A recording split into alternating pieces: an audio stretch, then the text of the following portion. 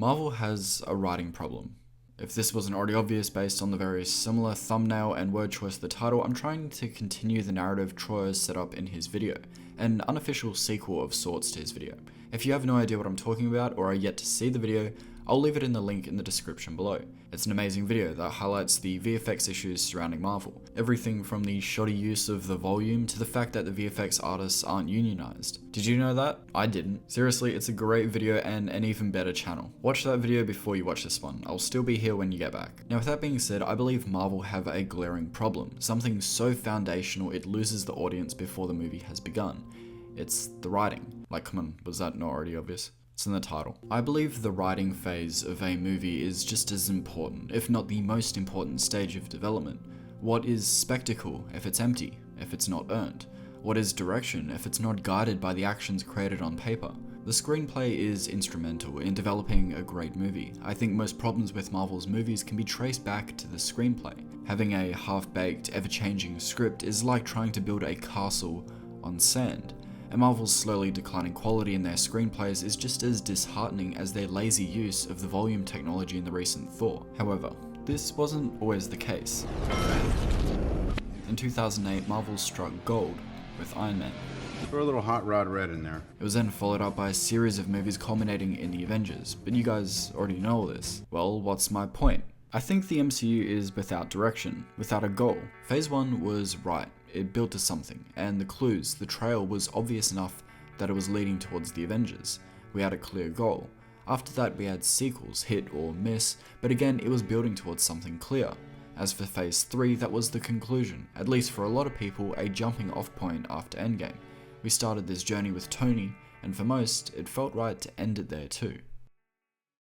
But that's not how corporate giants work, baby. Marvel is going to milk every penny Tony Stark has until he's broke. I guess my point is that Phase 4 feels like the equivalent of when you're reading a comic run and you reach volume 5 or 6. For those unaware, stories in comics are generally contained to 6 issues, aka 1 volume.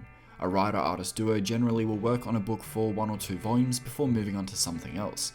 Sure, you have your exceptions, but generally, the comic will start out great, gorgeous art with a meticulously crafted story, but as you read on, the art starts to get lazy. The quality that was compacted into those first 2 volumes can't be maintained across 50 or 60 issues, and so a new artist and writer come on. In a way, kind of like how Taika has no interest in continuing the dramatic weight of previous films. He just wants to do his own thing, and this is something we've seen with many directors, wanting to insert their own unique style on the characters or even the filmmaking, and sure, that's fine to do. I'm not trying to gatekeep creativity for some harmonized MCU. I love directors' spins on these characters, but much like the comics, when it gets to volume 5 or 6, some of the art is great, and some is just not. And this is something we can see in the MCU. Even something as simple as dialogue scenes. There just isn't that attention and care. The attention to detail that was in the first Thor movie versus now. Even the characters' costumes are apparent. Thor in the Dark World versus Thor now. Iron Man in his first movie versus now. Much like the good and bad art of the comics representing the changing visual design of the movies, I think the exact same parallel is valid for the writing.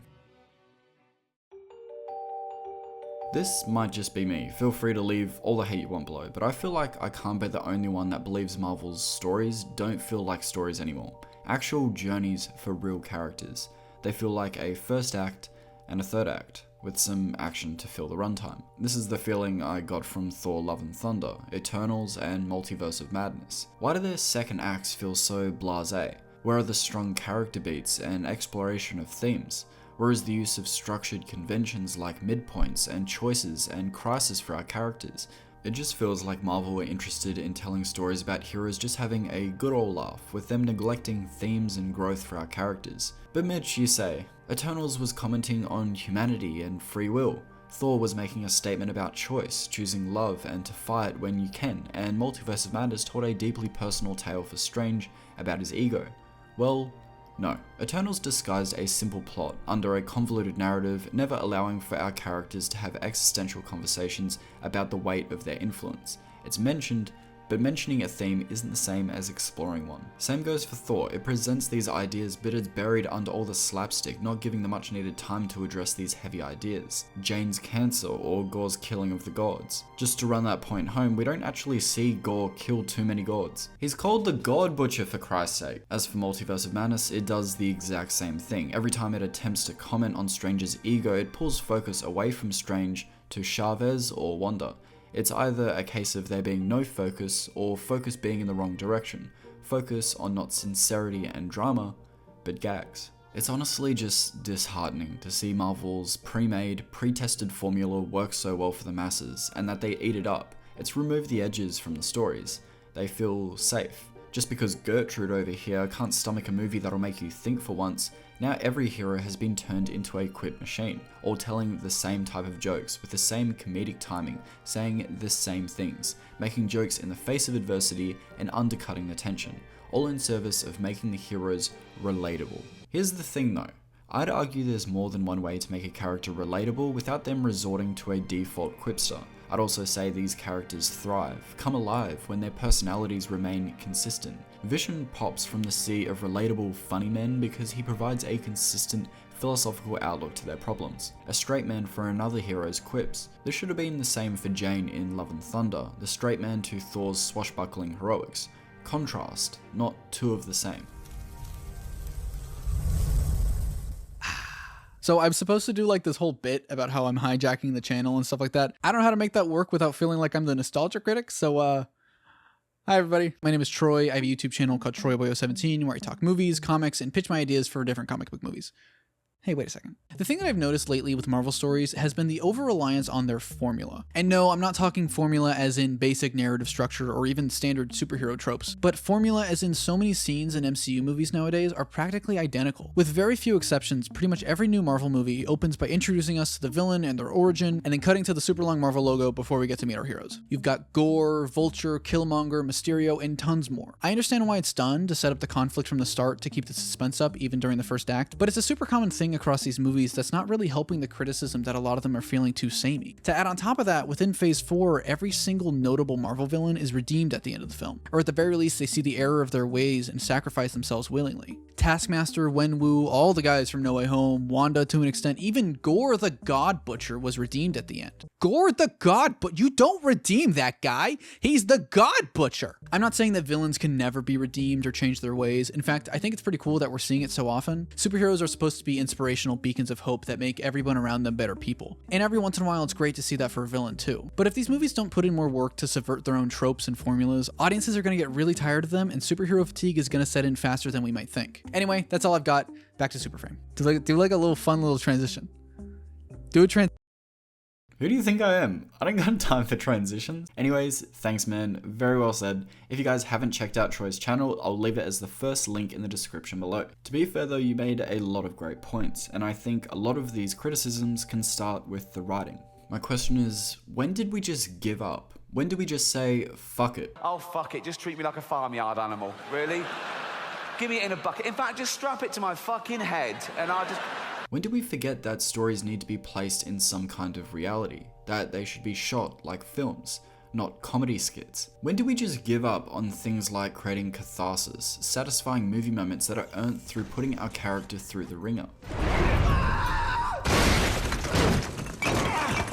When did we decide to write these invincible characters without obstacles? Or even worse, all creating the same wisecracking hero saying the exact same things? I'm sorry, is this a joke to you? Well, there's a guy over there with a fork on his head, so yeah, a little bit. Oh, brother, this guy stinks! How are we meant to care if the characters don't care? If the characters themselves don't feel in danger, how are we meant to think that they are? Whilst it sounds like I'm being rather harsh, at the end of the day, I just want these movies to be good.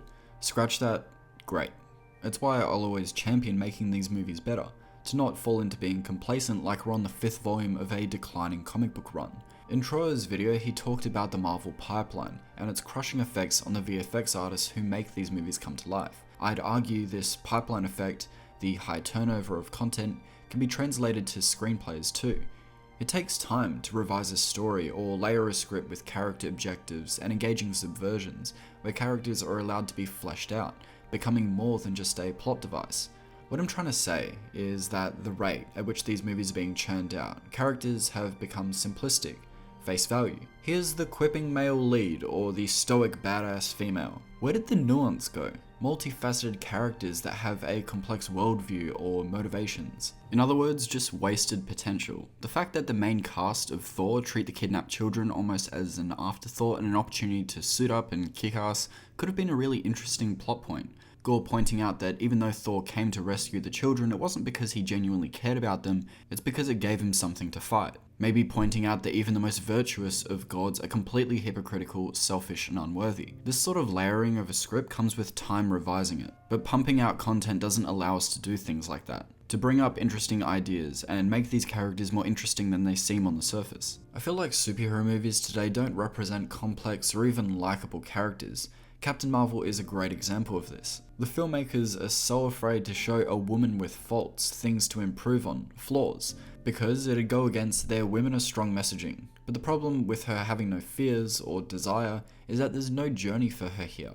She starts with a sense of hubris and gets worse by the movie's end. She's mean-spirited, condescending, and aggressive, firing first, much like Thor before he goes on his journey of humility. What kind of inspiration to young girls is that meant to be? As for Thor, he's become a parody of himself, a character that has lost everything. His mother, father, his brother again, his planet, and it looked like we'd explore that weight, his grief, guilt. But no, he's become a swashbuckling parody of what people think Thor is. As for Strange, he grew as a character in his 2016 movie and then stayed stagnant as a character for 1, 2, 3, 4 movies before he finally grows as a character, moving beyond his ego and past his love for Christine. However, that journey is in the background of the narrative. All the important character moments go to Chavez or Wanda. Steven's journey isn't even at the forefront of his own movie. All these problems begin and start with the writing, choosing to focus on plot and not the main character, choosing to disregard the weight of the story being told to tell a genre flick, to just create uncompelling, spiteful characters. However, I think there's hope at the other end of the tunnel. I think Marvel have potential to reclaim the consistency of the stories they used to tell. They have the ability to create compelling characters again, tell a good hero's journey, and have these journeys weave together in a meaningful way. But that comes with having a plan. An additional thing I think is worth mentioning is goal setting. Marvel has always had a goal they've worked towards, whether that's assembling the Avengers or working towards Infinity War. What I'm trying to say is there's always been a clear plan. This is the first time it looks like Marvel hasn't got a plan, and whilst I'm sure they do, Phase 4 has had the collective opinion of something disjointed, working towards nothing, although I'm not sure that's all true. Whilst we've seen hints at the Young Avengers and the Thunderbolts, that's still not really anything solid, and sure as hell doesn't explain the Eternals or Hercules' involvement. So far, the Marvel movies have used the classic Avengers team, retelling some of Marvel's most famous stories. Everything from Civil War, Winter Soldier, Extremis, and we can't forget Infinity War. However, actors age, they move on. It can't be expected that they'll play these heroes forever, but that leaves Marvel in an interesting spot. Do they end the universe? Well, no, there's money to be made here, and so the universe goes on. But a good question is, how? Well, in the late 80s, the Avengers faced this problem, and so a new lineup was brought in. White Vision, Monica Rambeau, She-Hulk, US Agent, Black Knight, Cersei, Star Fox, Hercules, and Wonder Man. I don't know about you, but I think it's interesting that Phase 4 has introduced White Vision, Monica Rambeau, She-Hulk, US Agent, Black Knight, Cersei, Star Fox, Hercules, and soon Wonder Man.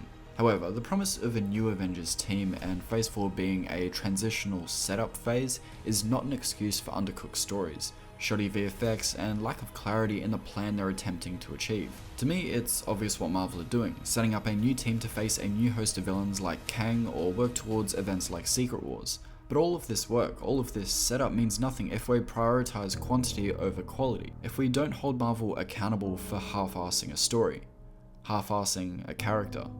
And that begins with the writing.